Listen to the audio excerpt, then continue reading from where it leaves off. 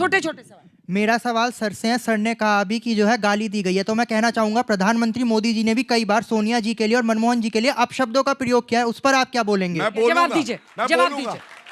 2007 सबसे पहले देख लीजिएगा, मौत का सौदागर गाली किसने दी? सोनिया गांधी ने स्वयं दी, स्वयं दी। और अगर कोई राजनीति में रह के दूसरों को गाली देता है, चुने हुए मुख्यमंत्री को गाली देता है, ये उतना ही गलत है। और तब भी मैं आज एक बात कहता हूं, मैं भारतीय जनता पार्टी का सिपाही हूं।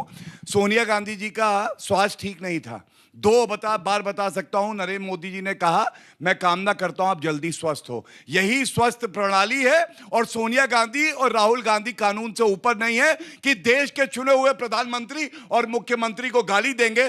चौकीदार चोर है कहने की हिम्मत कैसे पड़ती है, आप बताइए? क्या ये गाली नहीं है? पूछिए उनसे, अगर है दम का पूछना चाहिए। गाली की परंपरा कहीं है तो वो केवल कांग्रेस पार्टी में और कहीं नहीं। गालीबाज केवल भाजपा में है। मेरा सवाल गौरव जी से है कि जैसे अशोक गहलोत जी ने राजस्थान के अंदर जब महिलाओं के लिए योजना लाए तो आपकी पार्टी ने कहा था कि ये एक लुभावना हो गया। जब यूपी के अंदर प्रियंका गांधी जी ने कहा था कि जब लड़की है लड़ सकती है तो आप उसे राजनीति कहते हैं, तो जब बिहार के अंदर जब आप योजना लेके आ रहे हैं तो उसको महिला सशक्तिकरण कैसे कह सकते हैं? ठीक है, जवाब दीजिए। इसलिए कह सकते हैं मेरे भाई, पहली बात तो राजस्थान में जब वो लाने की बात करते हैं, कांग्रेस की एक ही गारंटी है कि वो गारंटी टूटेगी, वहां भ्रष्टाचार होगा। राजस्थान में सरकार बदल गई, लड़की हूं लड़ सकती हूं कह रहे हैं ना आप मुझे बताइए उत्तर प्रदेश में कितनी सीटें आई? 2।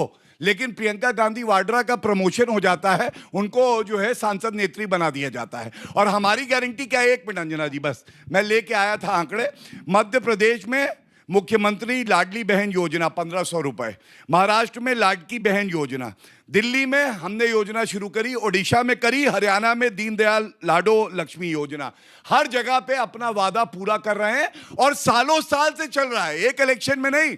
एक इलेक्शन के बाद दूसरी बार आया मध्य प्रदेश में, हमारी योजना चलती रही। हाँ। इसीलिए जनता को हम पे विश्वास है। छोटे छोटे दोनों सवाल लेते हैं। मेरा सवाल गौरव भाटिया जी से है। सर, आपकी सरकार 75,000 महिलाओं को 10-10 हज़ार रुपये दे रही है और जो लाख रुपए भी देगी। तो सर बात ऐसी है कि ये क्योंकि आप जानते हैं कि ये पैसा कई बार पुरुषों के समर्थन से होता है और पुरुष जो हैं उसका उपयोग कर लेते हैं, महिलाओं के नाम पे लोग पैसा दिलवा देते हैं। सर मेरा सवाल ये है कि यदि आप ये सारे पैसे कंबाइंड करके आप एक एजुकेशन इंस्टीट्यूट खोलेंगे, अगर आप महिलाओं को एजुकेट करेंगे तो आपको नहीं लगता कि ये पैसा अच्छे जगह पे यूज होगा? लोगों कह रहे हैं सशक्तिकरण, और साथ ही अगर पुरुष छीन लेंगे तो उनका क्या? नहीं, मेरा सवाल भी गौरव भाटिया सर से ही है। सर मेरा सवाल ये है कि आपको ऐसी महिला सशक्तिकरण जैसी स्कीम्स हमेशा क्यों आचार संहिता लगने से ठीक पहले ही याद आती है, और आप लोग क्यों लेवल प्लेइंग फील्ड का अपमान करते हैं? चलिए सबका जवाब दीजिए। मैंने बताया कि 10.5 करोड़ उज्ज्वला योजना में गैस सिलेंडर दिए, कोई चुनाव से लेकर नहीं था। 12 करोड़ टॉयलेट बने, कोई चुनाव नहीं था। महिला आरक्षण बिल आया, कौन सा चुनाव था आप बताइए?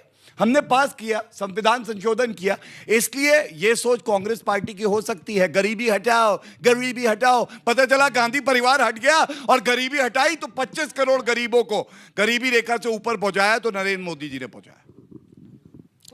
मेरा सवाल सेफ्टी को लेके है। आप लोग बोलते हैं कि इतने रकम देंगे, इतने रकम देंगे, लेकिन रिसेंटली कल ही मैंने एक न्यूज़ देखा था जिसमें एक फीमेल स्टूडेंट पटना यूनिवर्सिटी की, वो बता रही थी कि किस तरीके से छेड़छाड़ के मामले होते हैं एजुकेशनल प्लेटफॉर्म में। आप स्कूल्स बनाते हो, कॉलेज बनाते हो, ये सब बोलते हो, तो महिला सुरक्षा क्या है? मैं सभी से सवाल पूछती हूँ, सभी से। और जब आप लोग एक दूसरे के माँ बहनों को गाली देते हो, जब आप एक दूसरे के माँ बहनों की इज्जत नहीं करते हो,